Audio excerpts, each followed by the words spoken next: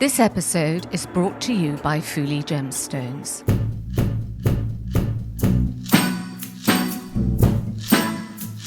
Diamonds are like the coolest girls at school.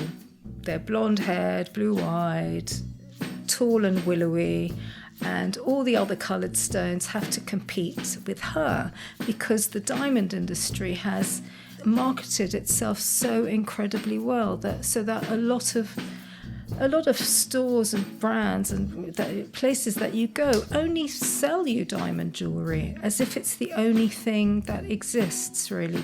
But what I like to do is just explore everything. I'm Carol Woolton, the voice of jewellery. Welcome to If Jewels Could Talk. I'm an author and broadcaster, and the woman who initiated the role of jewellery editor at magazines like Tatler and Vogue. This is a podcast for everyone, for people who do like jewellery, for people who don't realise they like jewellery, and anyone intrigued by fascinating facts, new ideas and forgotten histories. So join me as I tell sparkly tales and meet all sorts of people, delving into 4 centuries of jewellery culture and investigate what's happening now.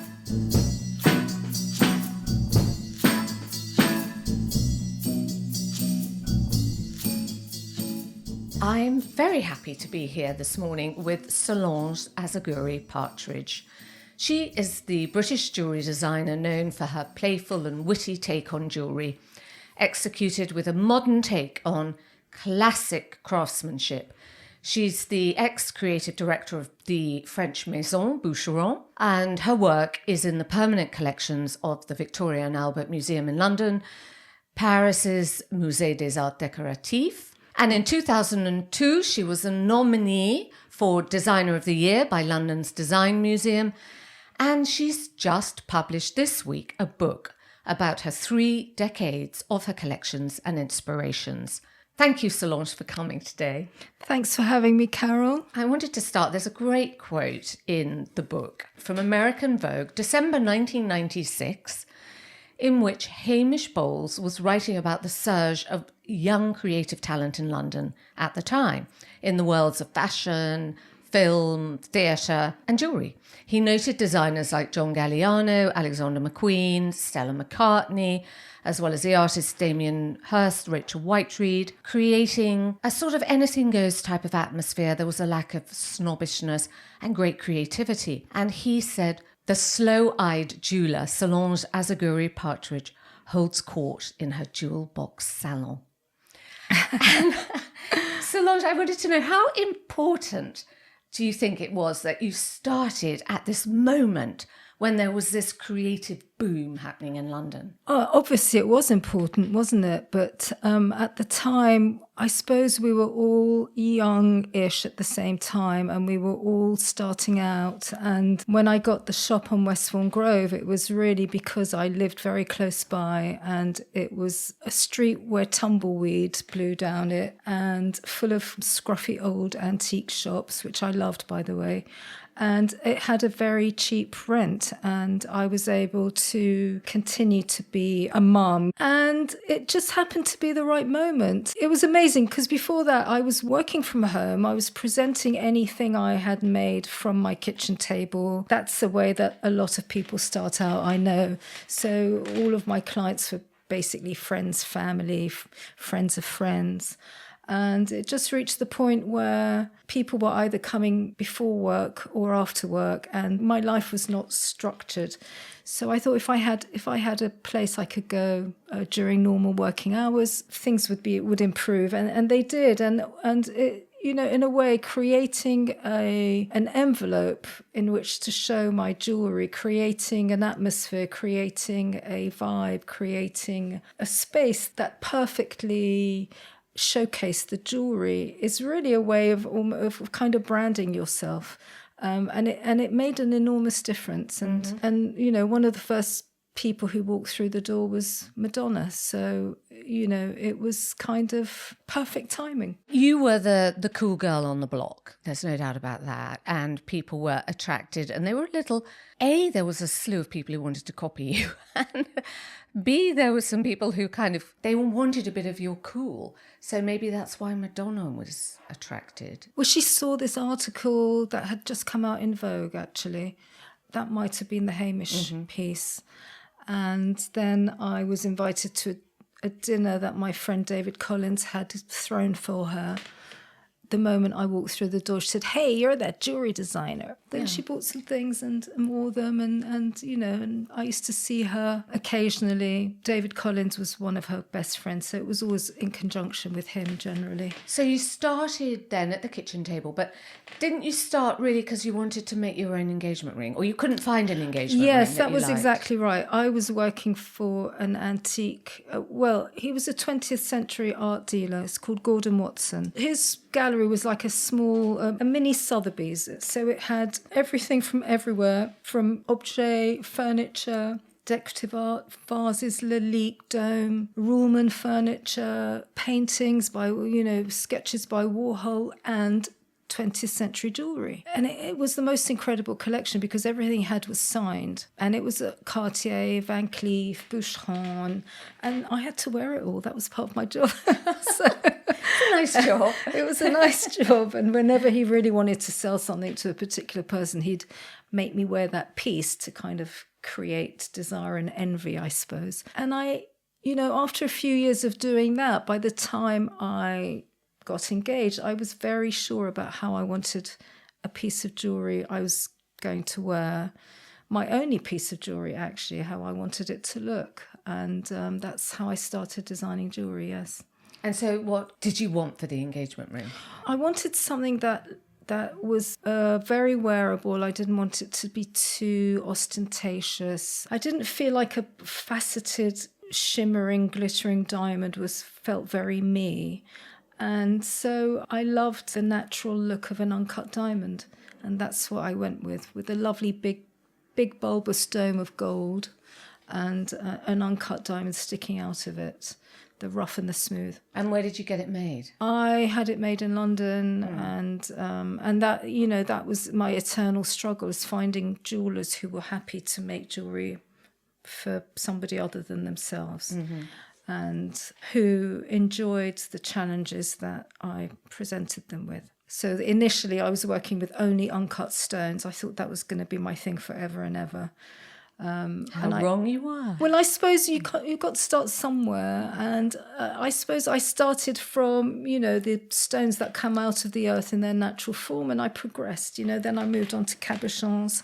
And then it was an exploration of all the methods and ways that jewellery is made. And that is often an inspiration, because there have been so many ways of making jewellery through the ages. And modern jewellery sometimes just doesn't seem to go down those paths, because they are quite challenging sometimes. It's challenging to find people who are good enamelers, or people who can create en tremblant, and generally people don't want to do that because it is challenging and labour intensive and time consuming and probably not very rewarding for them.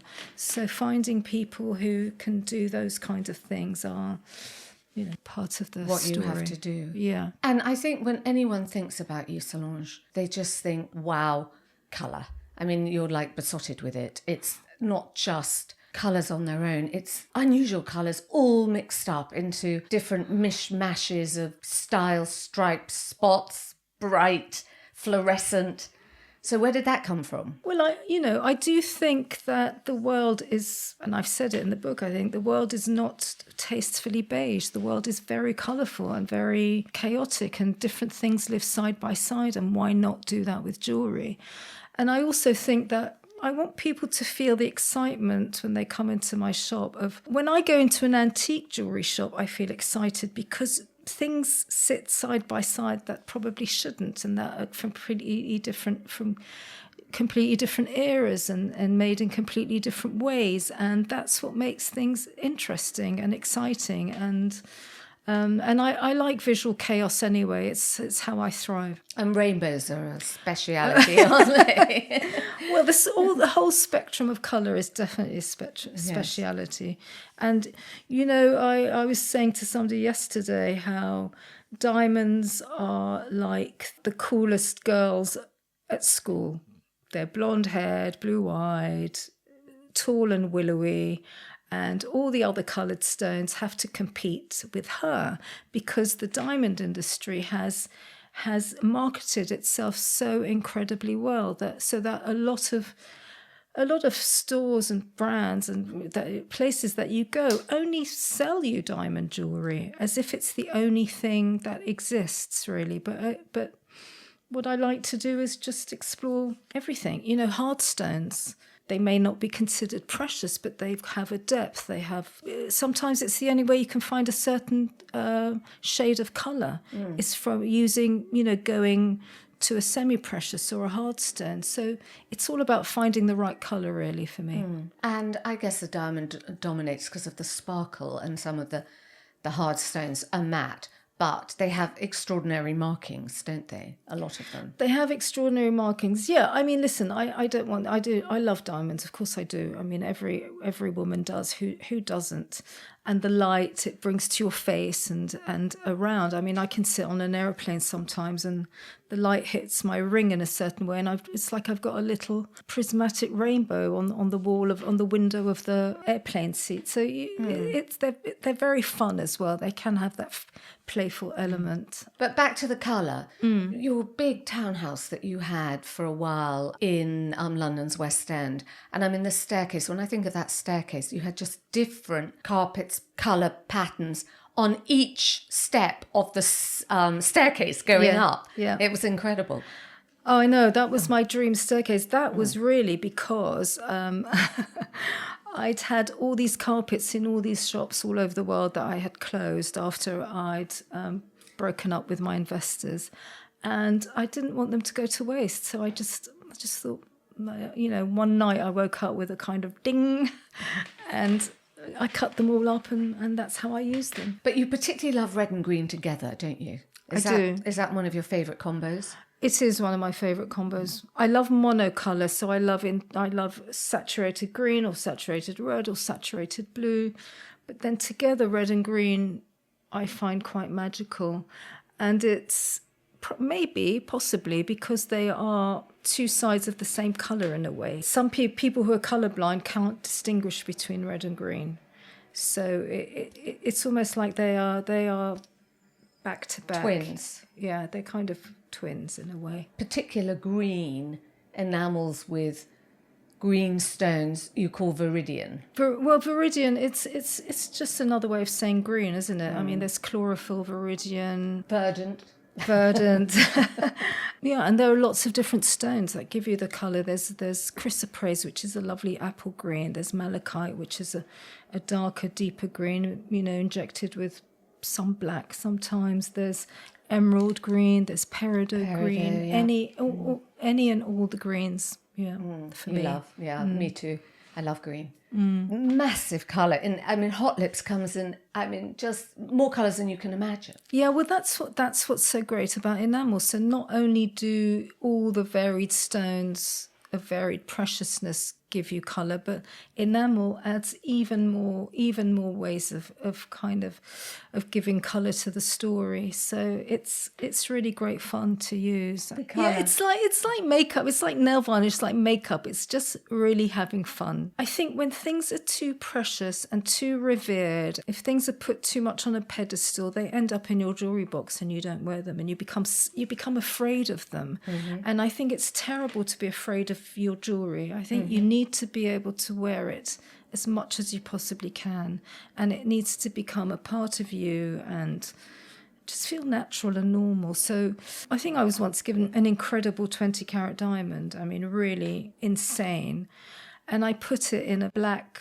gold, quite chunky setting, and she was able to wear it so often. And people who know, but then the people who don't know and don't need to know, It could be anything. It could be anything. And that's what you want from your jewellery, I think. You don't want every person to know that it's incredibly precious, and some people are not honourable. So the world's moved on, hasn't it? When people used it to show off. And the world's moved on. I mean, some people still want to show off with their jewellery. And also you can still show off. It's like an insider knowledge thing. That's another way of showing off, isn't it? But you don't have to be... show off in that flash way anymore, I don't think. No, or it could be showing off that you've got something super stylish that no one else has got. Yes, showing off your taste and style, yeah. So colour's the main thing I think about you. Then the second one is words, because it's wit, wordplay. And I think you told me once that basically the start of every collection starts with a word or a group of words that you've been exploring and looking at. Yeah, well, that maybe comes from my upbringing. I grew up speaking French, and I did a language degree. It was Spanish. I speak a bit of Italian, and also I did translating. And I love reading. So words are everything to me, really, in a way. And when I design, I mean, I can translate anything into a piece of jewellery. So any thought I have, I could turn it into a piece of jewellery, for better or worse. I'm not saying they'd all be good, but yeah, some words are so complete that they tell a big story on their own. So, for example, the word platonic, it was a collection I did about diamonds, in fact. And that was about geometry. Yeah, the platonic solids are the building block of maths and life. And one of them, it's not a dodecahedron, it's an octahedron, is a natural shaped diamond. And that's what I thought I'd start from there. So, and then all the shapes of the platonic solids and mathematical concepts came into that. And that's how I started playing with it. That's how I created a diamond collection from that one word. Words like tied up, pop tails, stoned. Stoned, you explored every kind of meaning of the word. Every meaning of it, from a woman being stoned physically to cherry stones and date stones and plum stones to gemstones and getting stoned, being high. So that gave me lots of things, lots of themes to play with for that collection, yes. So it's something that you're reading at that moment that just sort of clicks in your head and you think, oh my God, I can explore that word. Absolutely. And what are you reading at the time? Are you reading novels? Are you reading... It can be anything. Reference? It can be anything. I mean, I do read novels a lot, but sometimes... I mean, another collection I did was called Supernature, and that was a book I read by Dr. Lyle Watson, and it's about how... nature is super nature. It's unbelievable. And then it's just like a book full of incredible facts about, whether it's your body clock and how you can leave something in the dark and it will still, a plant in the dark and it would still flower at the same time as all the other plants in the world at that, or something will fertilize at the same time, even if you isolate it. So things are kind of built into creatures, to survive. And the fact that I don't know how many thousands or millions of tons of space dust fall onto the earth every single day, things like that, incredible facts like that. And then I just thought, supernature, and then I wanted to work with to explore all the elements of nature, so earth, air, fire, water, and the ether. So that was another one of my collections. I remember that. There was a big piece of labradorite with like streaks of diamonds as sort of lightning coming out of it. Exactly. So the labradorite was the storm cloud and the lightning bolts came shooting out of it. Yeah. That's one of my favourite necklaces. Is it? Yeah. So, and then you take words and you literally write them in script. Yeah, so actually came from my daughter when she was very little. She drew what became my little kind of clouds and birds and all of those little creatures. But she wanted to wear a ring, and her hands were so tiny. I thought, what on earth could I do for her? And then I just thought I'd write her name, Mardi, in gold script. And that was the first script ring I ever did. Mm-hmm. And now it's one of my bestsellers. So, we get orders all the time for script rings. And apart from doing names, you can choose a label that you think suits you, whether that's lady, bitch. Oh, exactly. So then I've extended them to the Hot Lips range. So there are all sorts of words. And, strangely, the rudest words are the most successful. People like to have what's good about them is you can't really see what they say. So even if you have a very rude word on your finger, nobody can really see what it is. They can just see some nice twisted gold or coloured enamel and until you look closer. So that's another little personal thing for yourself. A secret. It's a secret. I mean, is there a word that you've had that has shocked you? No. Or you thought, gosh, that's really unusual? Well, somebody wanted the word shit and I wouldn't do it because I just thought to have shit on your finger is not very nice. So I just didn't think that would be a good move. When I told them that, they suddenly realised. So. Oh, that was good. Yeah. And what did she have instead? Fuck. With no off. Yeah, exactly. So I was just interested when you used the phrase visual chaos. But then at the same time, you describe the strict geometry of mathematics. Mm-hmm. And I think that, you do have these opposing forces going on. And I wonder what wins out. Does it depend what the collection is? Or are you that person and you fight with these opposing forces within you? Well, I can control them, I suppose. I mean, I can kind of separate them out. So it just depends what the idea or what the concept needs at that time. But in my life, I think I'm not a perfectionist and I think I like visual chaos, and I kind of am, but I also like a very tidy space and I like things to be organised. So I have both. I suppose I have both. Like we all do. We all have opposing forces within us, don't we? The other thing I thought about you that is opposing is your fascination with the ancient and the modern, because you did a great collection based on Stonehenge and everything that means. And then you'll do modern poptails and bright enamel, and you're fascinated by the English modernist Andrew Grima. So I found that quite interesting as well. Yeah, I think it's all kinds of things that are interesting, aren't they? They are, I mean, Stonehenge is a particular fascination because we drive past it every time we go to Somerset. And it always looks different. Sometimes it looks enormous and sometimes it looks really small and sometimes it looks like it's glowing and sometimes it looks really dull and insignificant. So I don't know, it has this changeable quality to it. But it also, I think that was the solid collection where I wanted, it was just after COVID, I wanted everything gold, and it was a gold collection.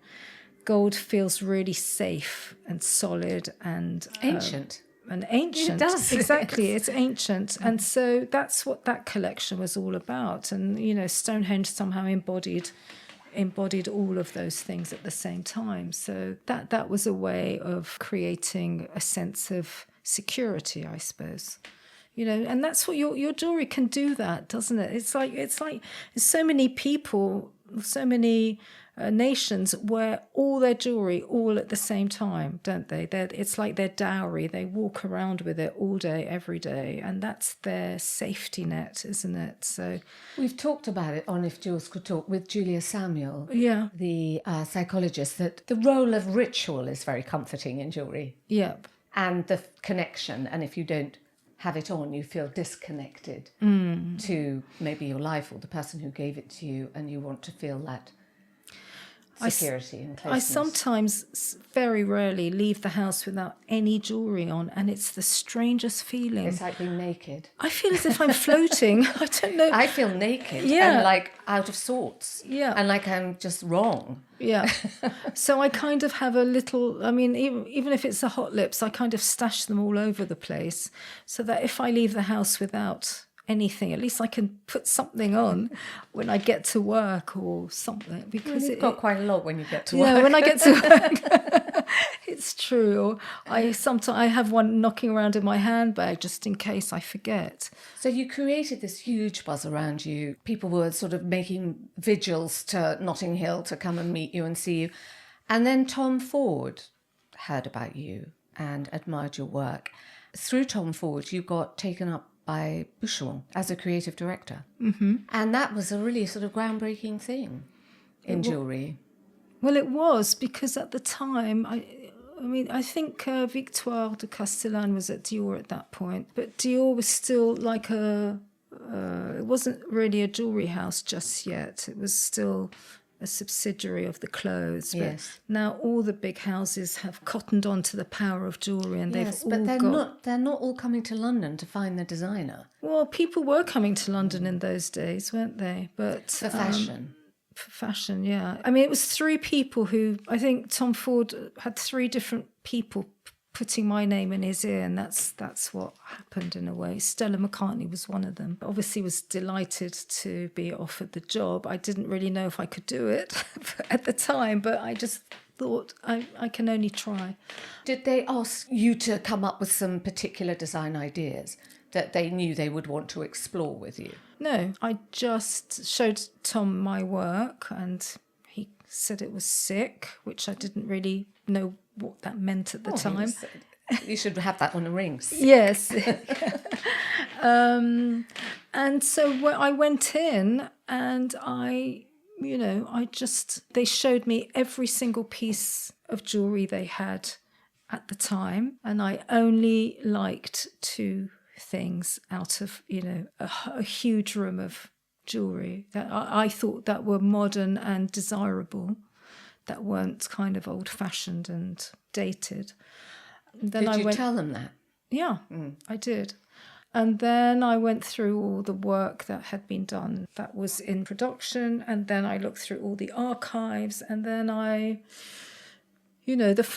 first collection was called Beauté Dangereuse, and that was called Dangerous Beauty, and it was based on the Comtesse de Castiglione, who lived in the building where Boucheron is at the time, and who was she was possibly a courtesan, but anyway, she loved jewellery.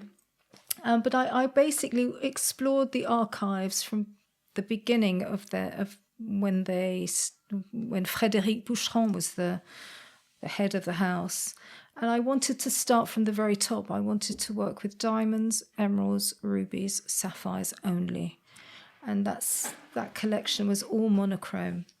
And it was, it was really strong and really exciting. And it captured the red carpets. I remember Julianne Moore wearing the big chandelier. Were those rubies? Green, they were emerald. Oh, they were emeralds. Yeah, head to toe in emerald. And, that ricocheted around the world, didn't it? Yeah, no, it was really exciting. It was really exciting. And I remember your office on the corner of the Place Vendôme. Yes. Oh, my God, to look at that every day. You must have pinched yourself. I used to walk to the office and say to myself, look up, Solange, look up.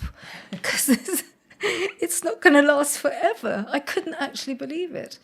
I had to wear sunglasses in my office sometimes because it was so bright. I looked ridiculous, but it was fantastic. Corner office that had belonged to Alain Boucheron.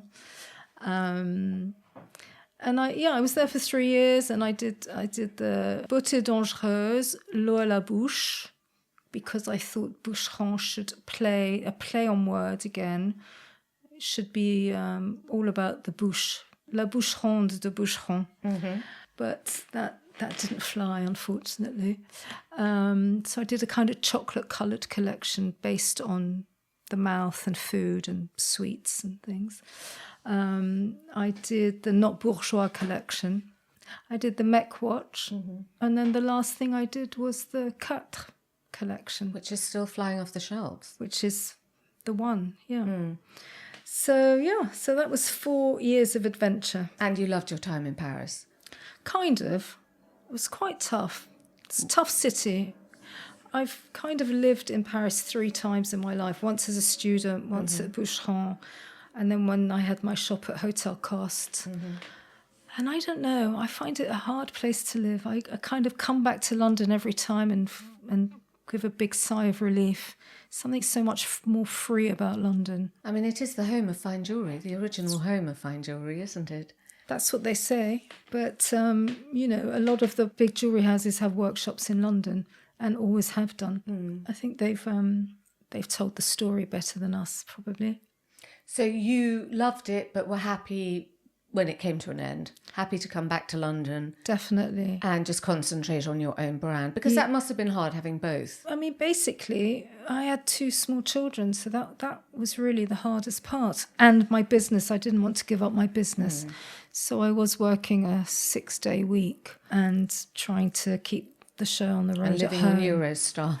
And living on Eurostar, which I'm so thankful for Eurostar, because that was only a couple of years old. And had it been flying to Paris weekly, I don't think I'd have been able to do that job. But yeah, so it was a great adventure, and it taught me how to work, how to think bigger in a way, and how to work with people, and how to argue for my ideas, because you do have to give reasons for them. You can't just do them, because you need a lot of people to get behind them. It was a very good lesson. Yeah, a thought process to ensure why you're thinking something has got a very solid backing. Yeah. Another thing that I feel that you were ahead of the game in doing was creating films, little visual films to show your jewellery collection, as opposed to a sort of static brochure or something like that. And of course, you had terrific friends to do it with. I mean, they were like mini movies.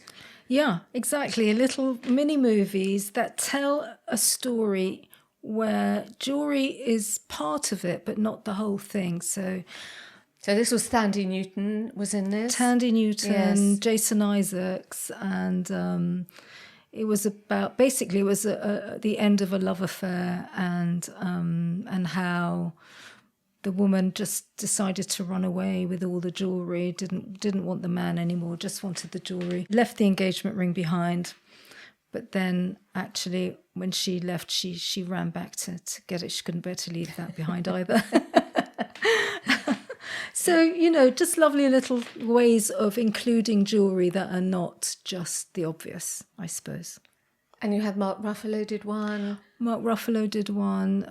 Liberty Ross. Liberty Ross did one. And I've got another one up my sleeve that I just need to do, because it's such a good idea, and it's anyone who owns or wears jewellery will get the story.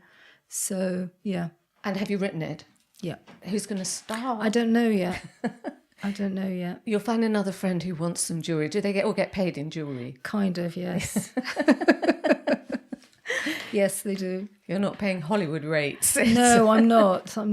Thankfully. I couldn't do it if I did. Yeah. And the other thing, of course, I love is the unwearable jewels. Mm-hmm. How, I exhibited your diamond chandelier at Masterpiece Fair, I think in about 2012, and which is extraordinary. I mean, it's this beautiful sort of chain link diamond chandelier. Yes, it's really an extravagant way of expressing an idea, the idea being the word diamond chandelier. And I thought, why not turn it diamond chandelier earrings? Why not turn them into an actual chandelier? So, yeah, sometimes my ideas probably a bit too costly to execute. Because this had 200 carats of diamonds. And 4 kilos of gold. So that's expensive. That's expensive, yeah. But then you did tables, rugs. Yes. Objets. Yes. I loved the little stone plant pots with a little daffodil, but it had little legs. Yeah, I mean, I suppose that's my kind of education at Gordon Watson all those lovely ways of making things beautiful. You know, you can make a lovely pen pot or an ashtray or a trinket dish. You know, it's just nice to make your environment as beautiful and jewel-like as you can, I suppose. And something I pictured and wrote about in Vogue was the secret garden. Yes. Now, explain what that was. So that was part of the Metamorphosis collection. So the collection comprised 5 different jewellery boxes that pull apart and become pieces of jewellery that you can wear. And the Secret Garden is a plique à jour and gold enamelled conservatory that pulls apart and turns into 2 cuffs, a little trinket dish. The floor of the conservatory lifts out, becomes a necklace. All the sculptures and objects within it can hang from a chain and become a necklace. So it was just gorgeous. I mean, imagine an exquisite dollhouse. But this is a sort of cupola domed orangery. And when you look in it, it has a real life. You imagine the person who lives in it, and they have a little umbrella stand, and there's a little pair of wedge shoes in the corner, and all these things, as you say, you can take them out and play with. Yes. I nearly called the collection Solly Pockets. They're like little little Polly Pockets. So they're little worlds. You know how when you're little, you just like to kind of just go into a tiny little world and imagine yourself living there. And so they are. I mean, jewellery can be a plaything, can't it? It is a plaything for women. They're and men, but they're just things that you can just enjoy and fiddle with and look at and love. Did you sell that as one big piece, or did you sell the pieces inside individually? No, it's just one big piece. One big piece, yes. You didn't want to separate them. No, they're just, and everything in each one, it comes as one-off design. So one of the snake pit is going to the V&A now. Oh, really? And I did one bespoke. So I made 6 of those in all and sold 4 of them. And one's going into the museum, and I'm now making another one. What, private commission? No, just because I've only got one left. So what will the next one be? Well, actually, it's in the book. Hasn't quite finished. It's called Eden.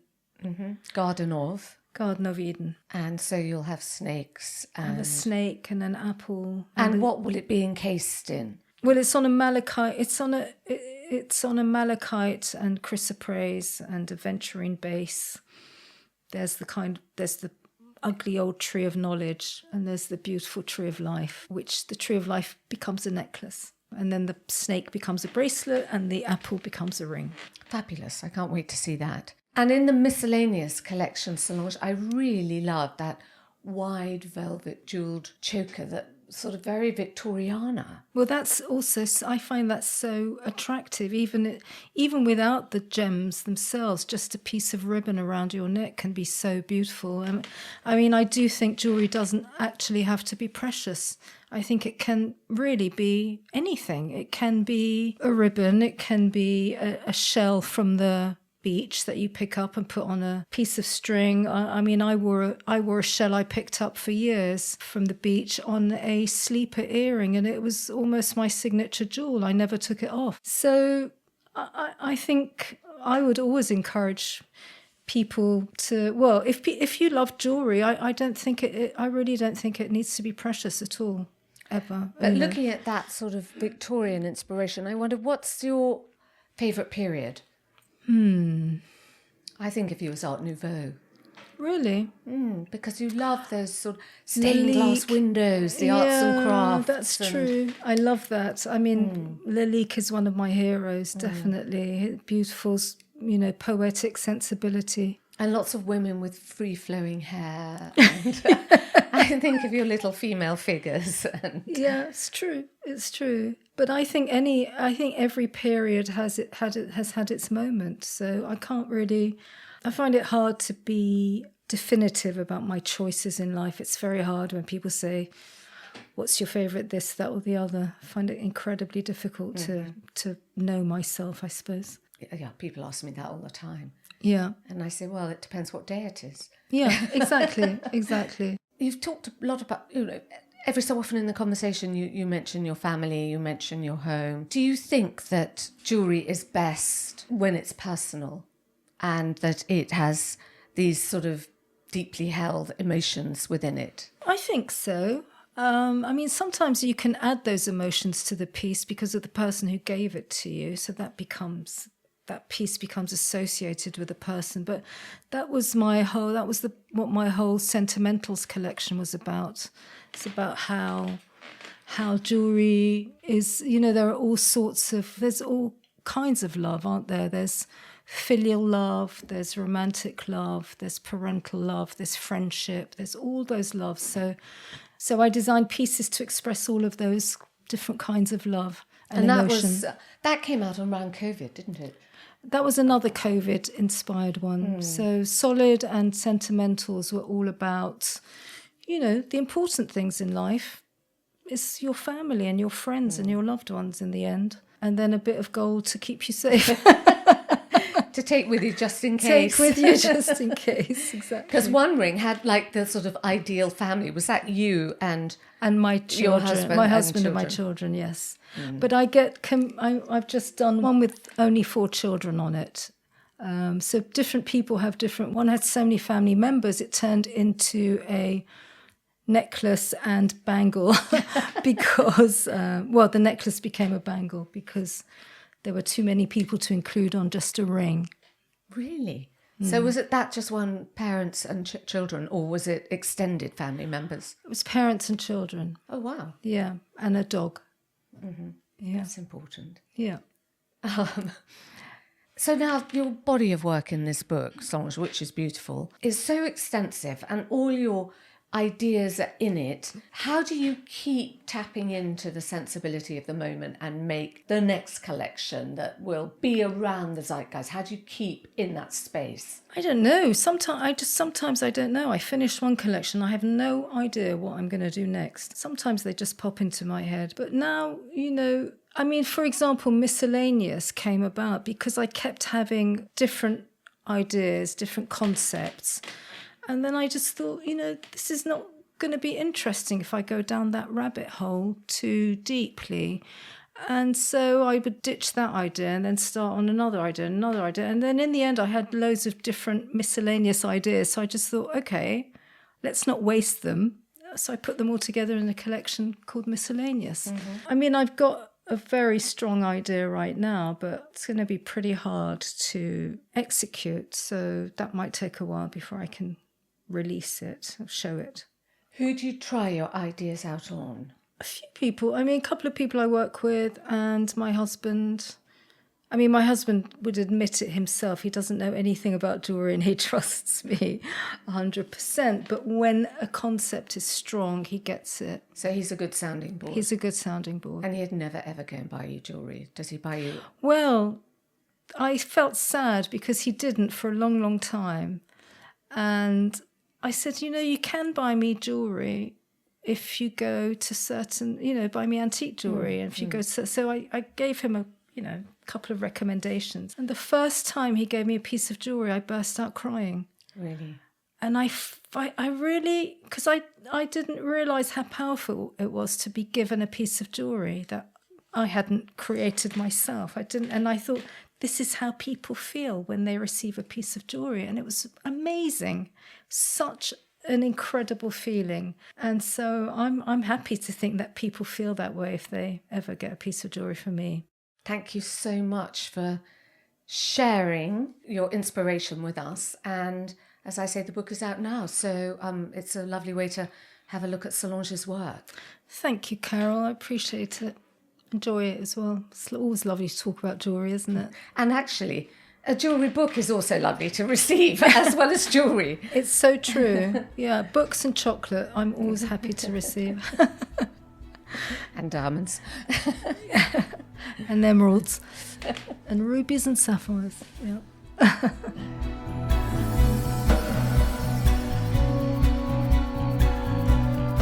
Thank you for listening. For this and other episodes of If Jewels Could Talk, please go to our website, carolwoolton.com/podcasts. Do share it any way you can. We love to widen our If Jewels Could Talk community, which is now in 149 countries. And we love to have a rating and a comment. And don't forget, the book of the podcast is out now in all good bookstores and Amazon. Join me again in 2 weeks for the next Jewelled Nugget, when we'll be changing direction and going up to Scotland and talking about Renaissance jewels, and in particular, one jewel that remained hidden from the 16th century until its discovery in 2017. We'll have another little whodunit on If Jewels Could Talk. This time, why was it hidden? Who was it made for? Whose portrait was in the back of the jewel? And why did someone rip it out? Join me then, and we'll try and figure it out together. Thank you for joining me. Bye-bye. If Jewels Could Talk with Carol Woolton is produced by Natasha Cowan, music and editing by Tim Thornton, graphics by Scott Bentley, illustration by Jordi Labanda. You can find our sponsors at fullygemstones.com and me at carolwoolton.com.